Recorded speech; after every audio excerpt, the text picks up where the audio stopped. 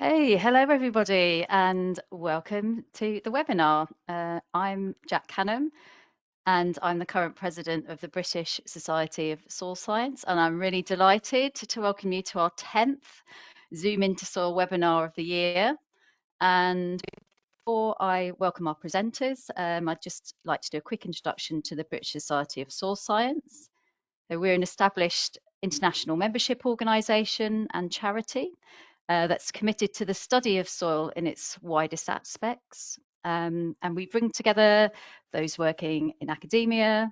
We have a bigger and growing membership of those practitioners that are implementing soil science in industry.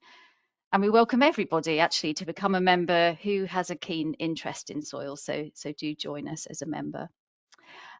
This is our final webinar of the year, and we really hope you've enjoyed this year's webinar series. We've had loads of really interesting, varied topics with some brilliant international experts delivering those for us over the year. So it's been an excellent programme.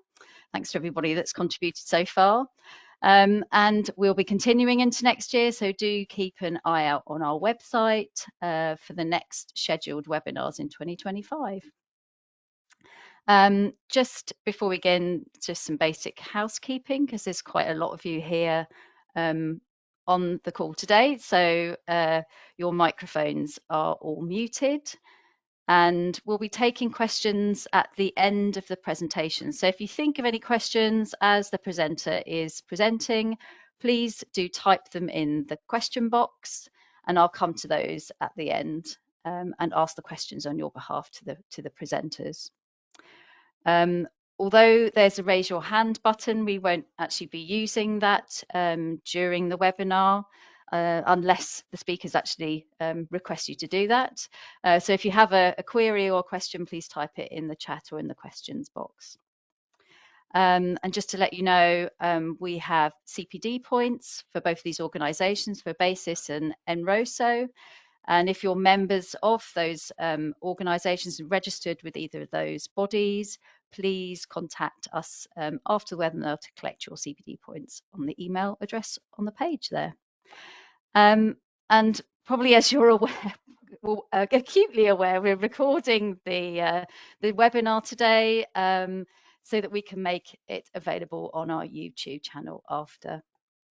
We're planning to have 2 speakers today, but our second speaker, we're having some technical issues getting her into the webinar program. We're hoping she can join us, but we do have our first speaker here that is ready to do the webinar for the first part of that. So I'm really delighted to welcome Graeme Duggan. He is a soil health policy advisor and he works in Defra. He's been there since 2021. He was formerly in local government, working in a range of policy areas, including housing, community safety and contaminated land. And he leads on the urban soils and contaminated land in the soil policy team in Defra. He's passionate about environmental protection issues, and he has an environmental science degree from the University of Leeds and a graduate diploma in agriculture from the Royal Agricultural University. So I'm really pleased to have you here, Graeme. So you've got your presentation loaded up, and over to you, please. If you'd just like to unmute yourself.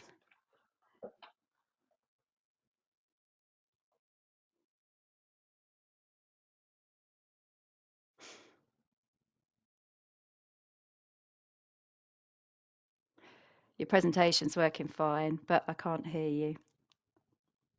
Sorry, everyone. I'll That's try it. again. That's all right. Can hear you, and I'll let you know when your presentation's perfect. Yep, that's in presentation mode. Cool. And I can hear you clearly. Brilliant. Thanks. Away you go. Thanks. Good afternoon, everyone. And thanks to Jack and Dominic for inviting me to speak on behalf of Defra. I'll be providing an overview of soil policy in England.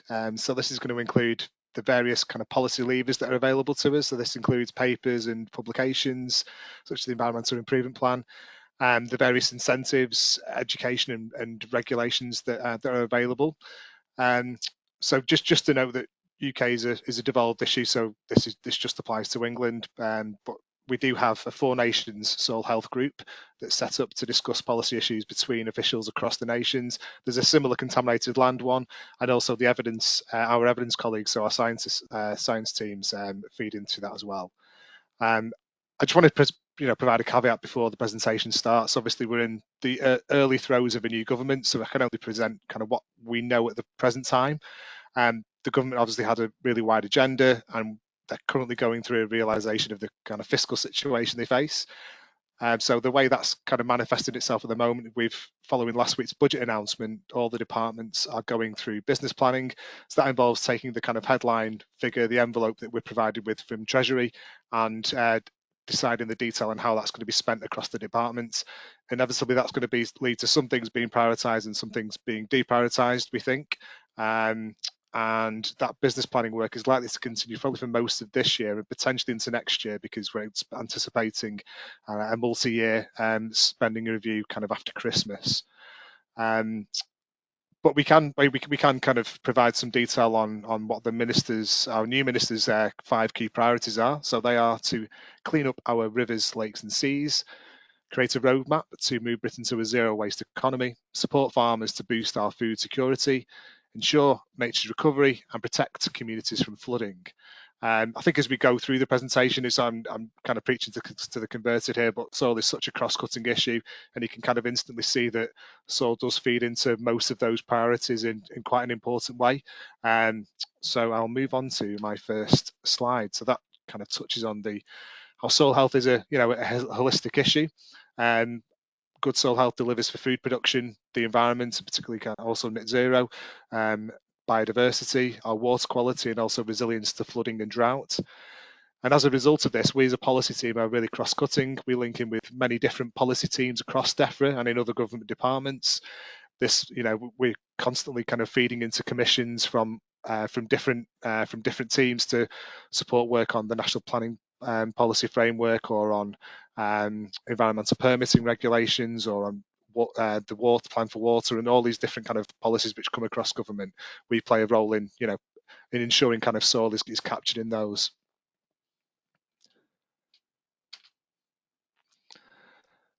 So government's role in this, we see as being, I suppose, the kind of four-pronged approach, particularly from kind of an agricultural focus, in supporting farmers to properly to sustainably farm their land and deliver those various ecosystem benefits that soil supports.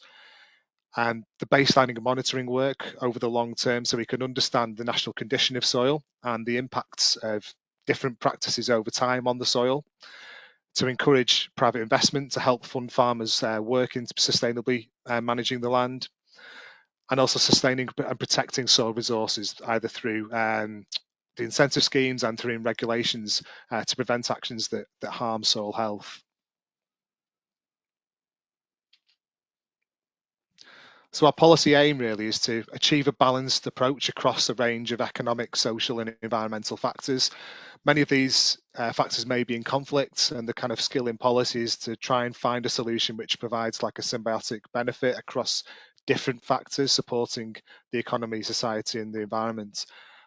So a balanced approach is required to deliver increased resilience to impacts of climate change, in particular flooding and drought, where we know soil is really key.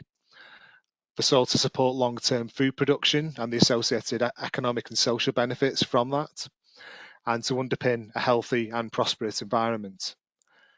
We also need to be able to respond to different changing political priorities, such as the environmental targets and refreshing those, which we're anticipating is going to happen, as well as different economic targets across government. So we know there's a big drive for growth, and potentially that has an impact on soil through redevelopment of land and through the use of soil as a resource, and from flood protection of new developments.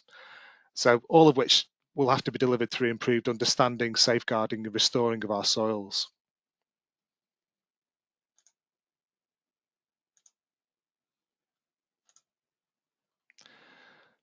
So the environmental improvement plan is where most of our kind of key soil actions are currently captured. Just to caveat, there is a rapid review of the environmental improvement plan currently being undertaken, so anticipate this will change. It was published in 2023 under the last government. It's the kind of key headline is a commitment to non-statutory one to bring at least 40% of all England's agricultural soil into sustainable management by 2028, and that increases to 60% by 2030. Other levers aside from the environmental improvement plan include the food strategy and plan for water, both of which may be reviewed. The environmental improvement plan also includes our commitments on developing a soil reuse and storage scheme to support the reuse of soils from construction sites and reduce the amount of soil which is disposed of in landfill potentially unnecessarily. Publishing a revised code of practice for the sustainable use of construction sites, which we are hopeful will be done imminently, and supporting farmers and land managers to establish their own soil health baseline, and then support future actions to improve soil.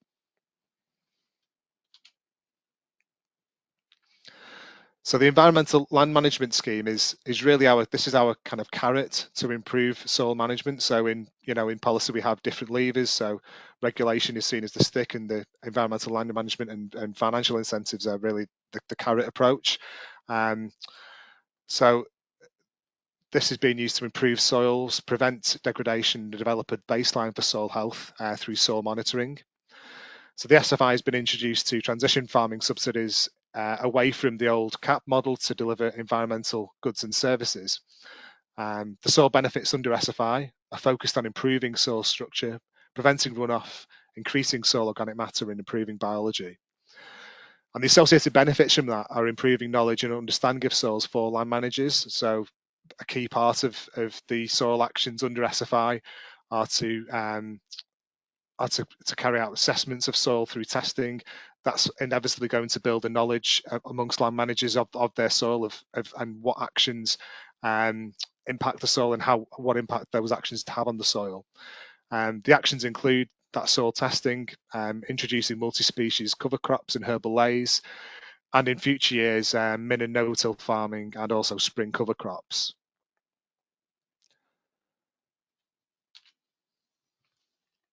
The soil regulations we have available are, I guess, spread amongst a number of different regulations which aren't necessarily soil focused. Legislation in itself helps to regulate soil management activities, and it's a key tool to achieving environmental objectives. Legislation is a means to protect the environment when protection cannot be secured through non-statutory means such as education, guidance and incentives. So really this is about setting stopping soil dipping below what is an acceptable baseline effectively, whereas incentives are used to get people above that baseline. Soil regulations are used to address increased pressures on soils from food production, from fuel, from developing housing and from climate change. And there are a wide range of legislative instruments, but with varying degrees of direct and indirect protection for soil.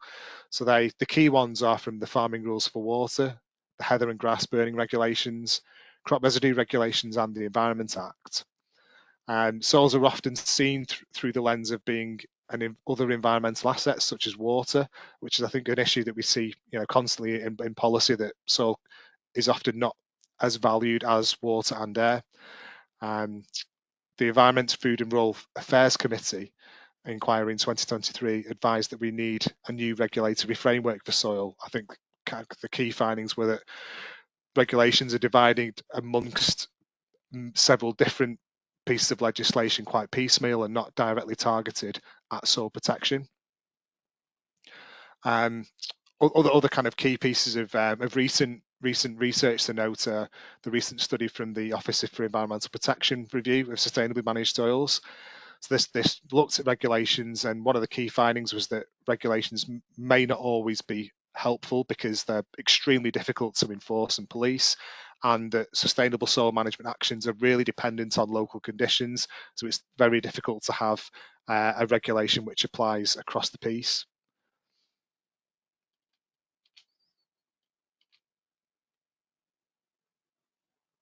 Apologies if I cycled on a slide too soon. I just was going to cover farming rules for water. Did anyone miss this slide. No No, that problems was if not. fine. That one, yeah, you talked about Okay, the no problem. OEP. Yeah, that came up. No problem. Yeah. So yeah. So just to touch on the farming rules for water, that's our kind of most pertinent set of regulations for soil management. The key things being that farmers are required to take reasonable steps to prevent soil erosion and to limit agricultural diffuse pollution. However, a recent survey reported that the majority of farmers had heard of the farming rules for water, but less than a third actually know what they are. Although farmers may have heard of the rules, they don't fully understand the detail and don't necessarily think that they apply to them. So Defra is currently doing some work to provide clearer definitions, comms and guidance on soil regulations, particularly farming rules for water, and provide guidance on those regulations. And finally, I was just going to touch on contaminated land. So as the kind of urban soil lead and on contaminated land lead, this is high up in my kind of thinking at the moment. So most contaminated land remediation is delivered through the planning sector. So over 90% of remediation happens as a result of the National Planning Policy Framework, because contaminated land is a material planning consideration, and land must be made suitable for its intended use.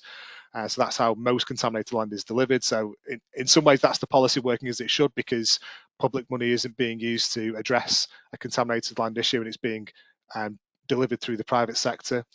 Part 2A, for the Environmental Protection Act, the contaminated land regime is there to kind of pick up those sites which don't fall within planning and there isn't any kind of redevelopment potential for. The key barrier being the difficulty in establishing liability in legacy contamination sites. So that's something we are kind of currently looking at with the Environment Agency.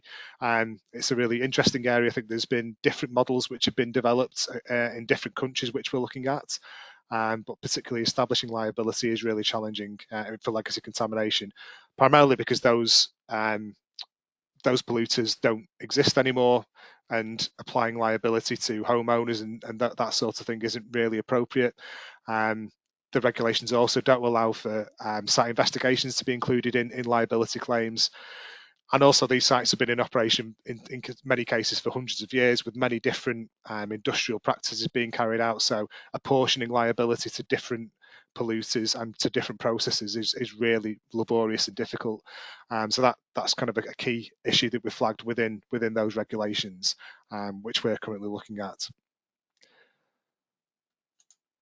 So yeah, thank you for listening. Hopefully that was a helpful whistle-stop tour of soil policy. Hopefully, I was saying to Jack before we started, hopefully we'll have more concrete things to deliver to you maybe in 6 months or so as policies filter down from our new ministerial team, and we have more of an idea of what is going to be possible under our spending settlement. But yeah, I will draw the presentation to a close there and hand back to the panel.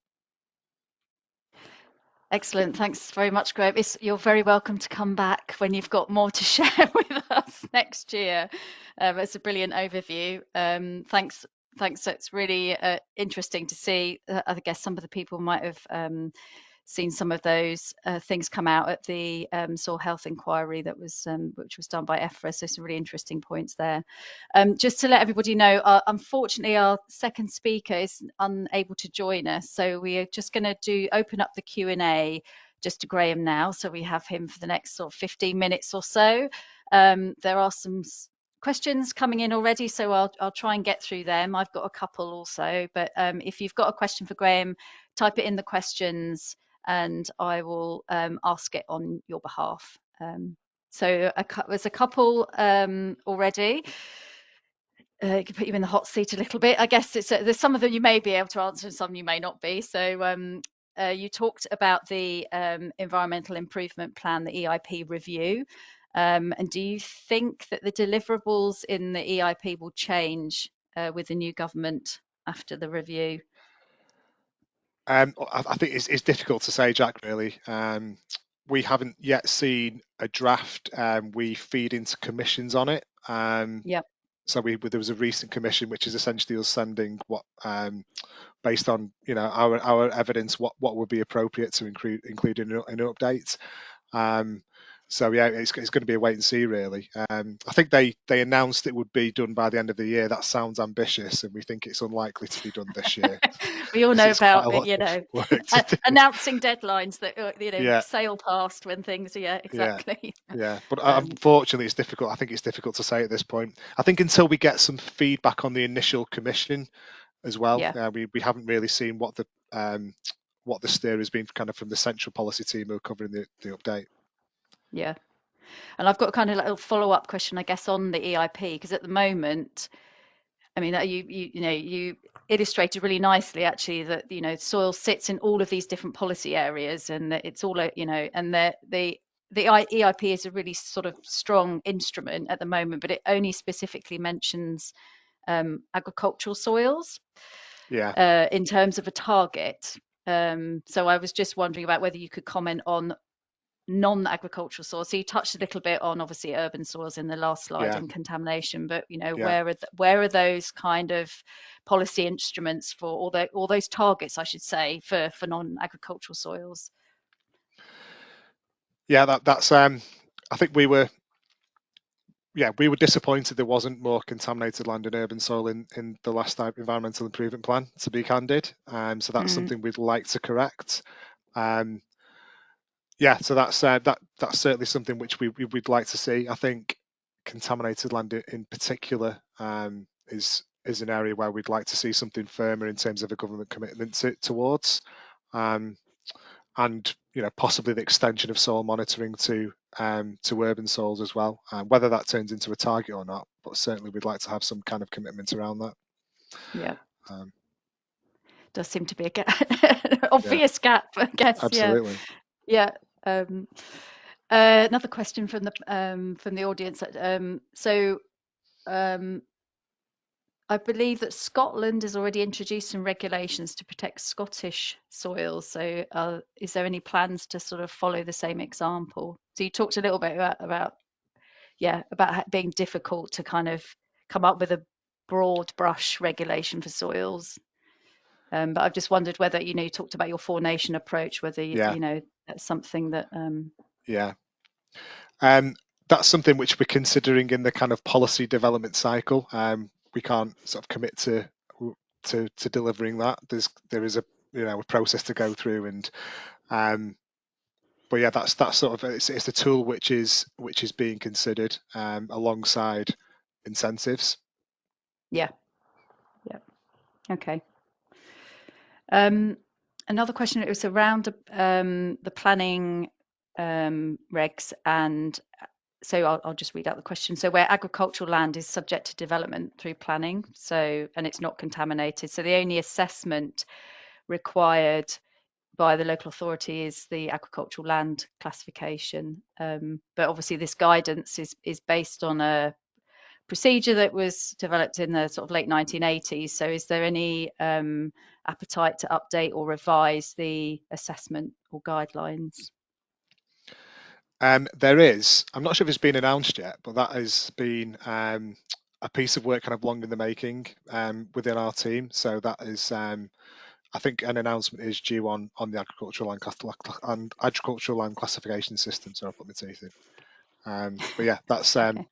I think that's it's Watch this part and space. parcel with the land use framework Yeah, and the update of the national planning policy framework. So that's something which are intrinsically linked, and we're working directly with both those pieces of work. But I think particularly the land use framework is a useful vehicle for that as well. yeah. I think that would be key. Well, yeah, hopefully we get to see that. That's another one where the where the deadline sailed past last year, but Yeah, I think that's on the table fairly soon. I think yeah, to be.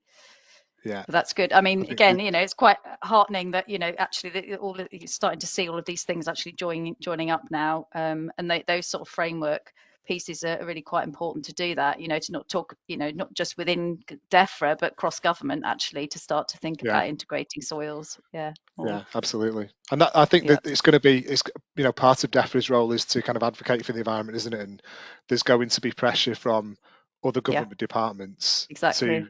to Given other deregulate. targets that And have been announced. absolutely, Yeah, yeah, there's going to be a yeah, conflict, I think, at times. So yeah, yeah. that's So it's something we're acutely aware of, and yeah, I think we're sort of well placed to fight back, but it's there's going to be some difficult decisions at some points, I think. I think that was one of my other questions, is sort of like, how do you reconcile, you talked about this sort of balanced approach, Mm, but how do you reconcile all of those different sorts of things and priorities? I know you get, you're having to react to kind of government priorities and things, but particularly where there are kind of knock-on effects or unintended consequences of particular decisions on, different sectors. Um, yeah, it's like yeah, it's kind of like, how do you kind of reconcile that headache, I guess. yeah. I think it's just about putting forward a strong argument. So I think it's so. For example, if there was not to say this would happen, but if there was a move from MHCLG to reduce the amount of protections around contaminated land, we'd have to be able to pretty quickly put forward a case why that shouldn't happen, Yeah, and making all of the various economic, social, and environmental arguments. And I think we've kind of got that banked. I think we've got quite a strong argument to prevent that from happening. yeah, Likewise, if that was to happen for for developing on high quality agricultural land, again, that's something I think we've got kind of the evidence to support behind the rejecting yeah. that. Yeah, yeah. No, certainly. I mean, I've been, on and off working on various sort of Defra R&D projects for many years. I won't disclose exactly how many, but I mean, that's one thing that really has changed actually, is the team has expanded, beyond um, an order of magnitude at least, since when I was first sort of interacting with Defra, the having a distinct evidence team as well, I think has made a Yeah, massive difference. Yeah. absolutely. Yeah, yeah. And I think the evidence team does cover a good range of topics as well. So Mm, both on urban soils, we have Rasheen and Danielle kind of on the agricultural side. So yeah, yeah.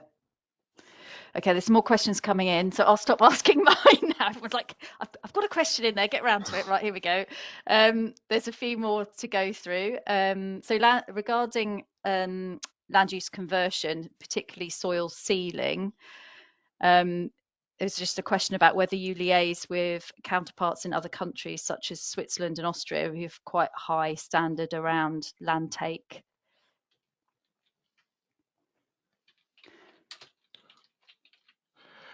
so we do have interactions with other other governments across Europe. Um, on soil sealing specifically, I'm happy to take that away. I'm not 100% sure. That's a good question though. Um, That's okay. I Yeah. know that we've Rich, my colleague on the agricultural side, presented at a Swiss conference at the end of last year, um, on the I think on our soil monitoring program on NCA. But yeah, I'm not sure if we've specifically collaborated on soil sealing. Sorry. But good to hear you are on other things though. So yeah, Yeah. okay. And there's Yeah. another. Yeah, Carry on, just carry out of on. it. So we actually spoke to colleagues in New York on Friday last week about their soil bank. So New York operates a very effective soil bank, and which massively reduced the amount of soil they landfill, which is really interesting. Mm, And it's kind of non-regulated. They've kind of developed quite a nice financial model. So we were looking at that. So we're looking at different international okay. examples across Yeah, different policies, really. Yeah, yeah. There's a kind of link question actually, a bit around, yeah, sort of, the sort of, it's a bit of a broader question around the sort of major differences in policy making, specifically around agriculture between countries, and how that. Have you got a, have well, it's quite a big question, but a broad question about what those sorts of differences are and what causes those differences, I guess, in between, maybe mainly looking at the kind of agricultural sector, maybe just even within the UK, actually, yeah, because there are differences there. yeah, yeah. I suppose before the election there was a desire to diverge from Europe on a much greater rate. I think we're having certainly the signals we've had early on is that the new government are more willing to collaborate with Europe. Um, I suppose why those differences occur. There's a range of factors, isn't there? There's the kind of local, there's the local economy, there's the huge variety of soils which we have in England, as compared Yeah. to other countries, and the vastly different landscapes as well compared to some other European countries.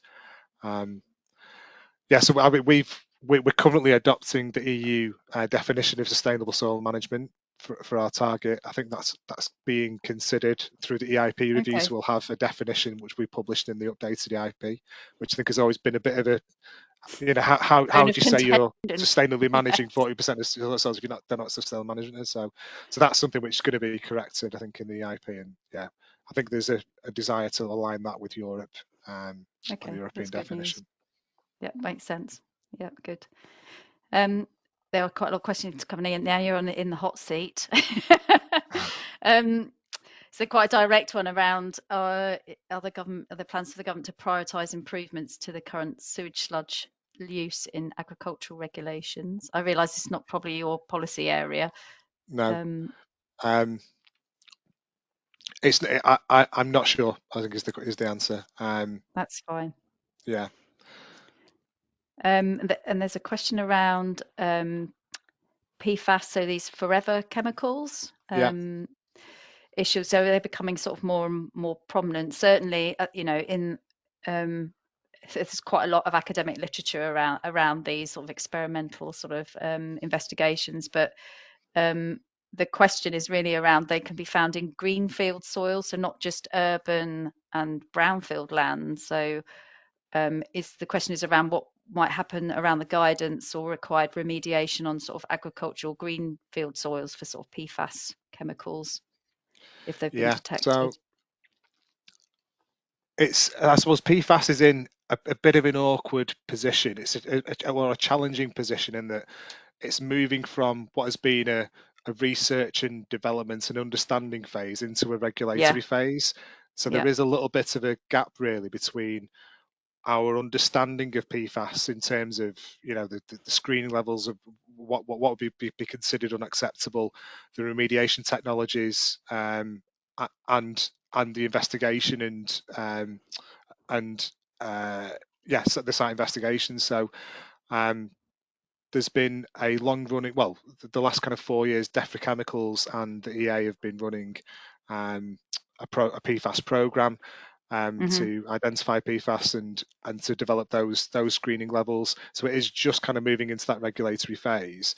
We think Part 2A is the most appropriate regulatory tool to deal with it, but that's kind of a starting point. You then need the kind of skills and resources to actually carry out those investigations. So yeah, Part 2A is regulated by local authorities, and I think it's fair to say that most of them wouldn't have the capability to carry out widespread PFAS site investigations, so we'd need a different model to do that. And also, how does the liability get established? Who pays for mm, the cleanup? There's yes, quite a few difficult policy decisions to make. So that's something we're looking to deal with through the spending review, but we kind of are.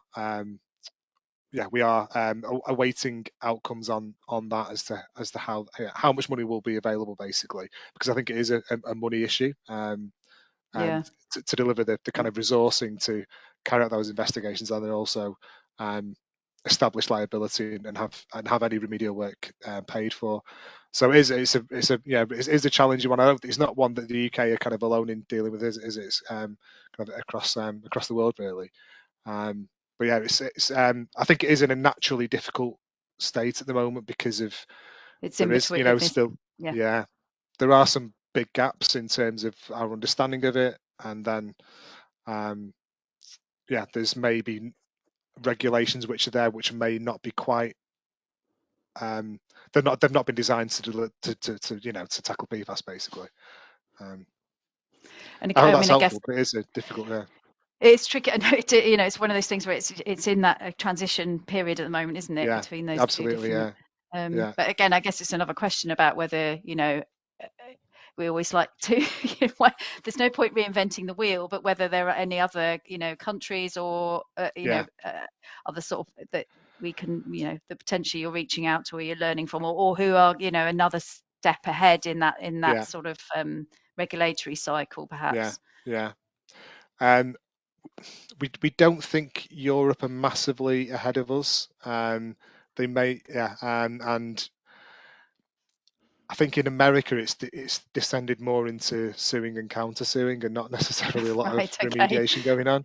So Yeah. we are kind of abreast of what other countries are up to. Um, I think the risk assessment that the EA have done is pretty robust now, and has got us, we've got a pretty good picture of Okay. where the main problem sites are. And I think the approach will be to start to knock off the sites which are identified as being highest risk. That could take a number of years, really. It's and then use that as a template for dealing with the problem, longer term over a wider area. Yeah. Yeah. So I'm just checking the questions. There's another one actually about phytoremediation and how common that is for remediating contaminated soil. Does it actually happen in practice? There are kind of a few smaller scale examples. Um, I think the difficulty is most of the remediation which goes on needs to happen in a short time frame, and phytoremediation tends to take longer and has a kind of a more limited um, scope in terms of the contaminants which can be remediated through it. So most remediation projects that actually happen are either done for redevelopment purposes or to solve an immediate kind of environmental health risk. And phytoremediation doesn't always, or often doesn't meet those Yeah. requirements. There are so I think it has, you know, there are examples where it could work, but I think the economics of land of contaminated land are really crucial, and that's probably the main issue. Yeah. Yeah. It usually comes down to money, doesn't it? Yeah, Yeah.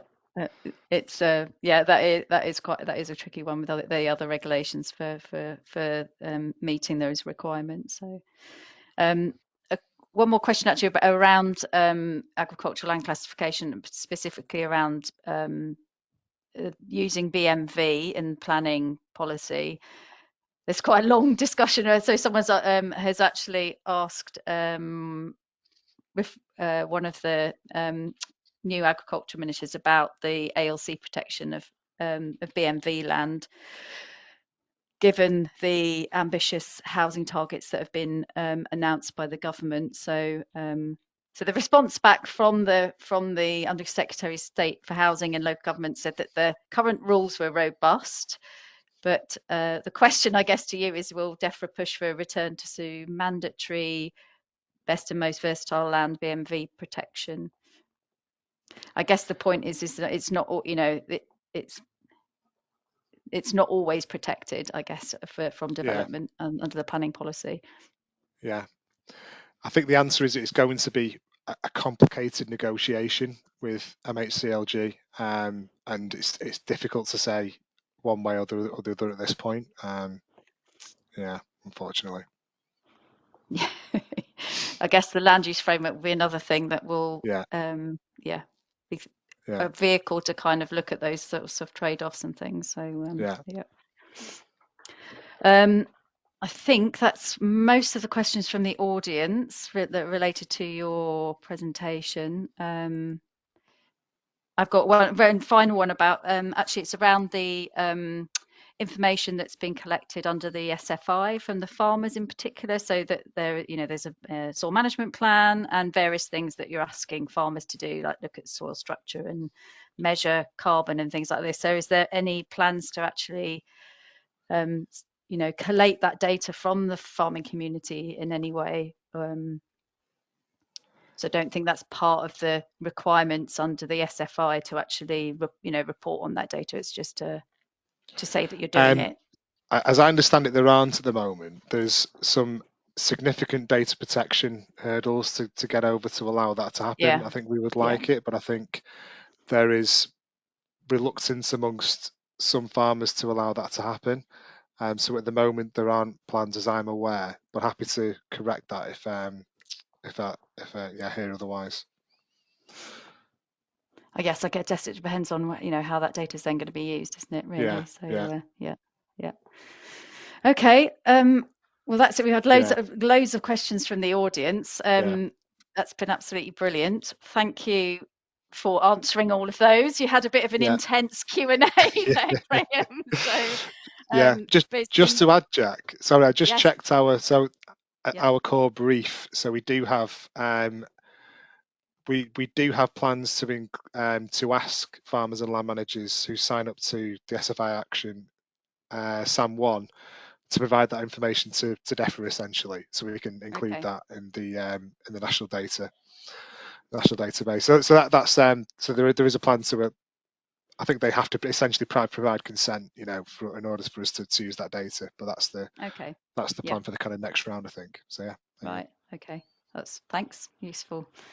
Well, I'll be delighted to invite you back when you can share more once all the Yeah, spending review is over and things are mapped out. And we'll be really happy to have you back on another webinar. So it's been absolutely fascinating getting an overview. And thanks for again for doing your presentation and answering all of those questions, which were quite diverse. I realize some of them were probably outside of your specific sort of policy area, but yeah, that's really, really great. Thank you. And thank you to everybody online for being really engaging, asking lots of questions as well. Thanks for attending.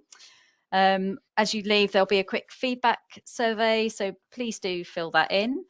It doesn't take long to complete. It's really important for us to get feedback on that.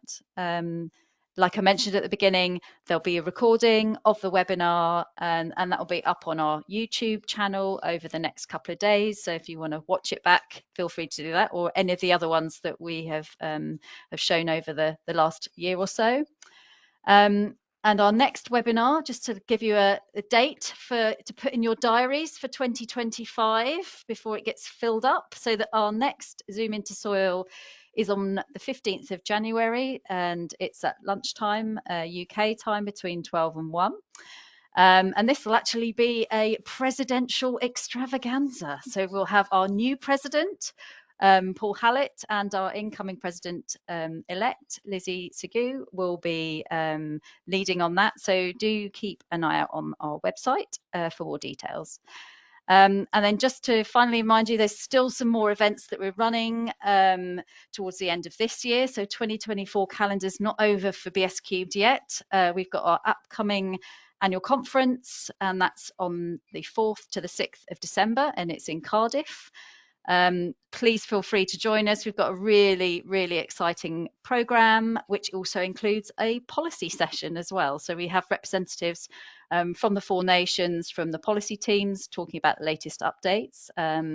Other panel discussions on sustainable agriculture and environmental impact assessment, as well as the normal kind of science talks and posters. So lots going on, lots of new research for people to talk about, and I really hope to see you there. So do sign up and join us in December. So further details again are on our website, and you can purchase tickets there. So yes, I hope if I don't see you in December, I hope to see you at some of our future events. But in the meantime, thanks for joining, and goodbye.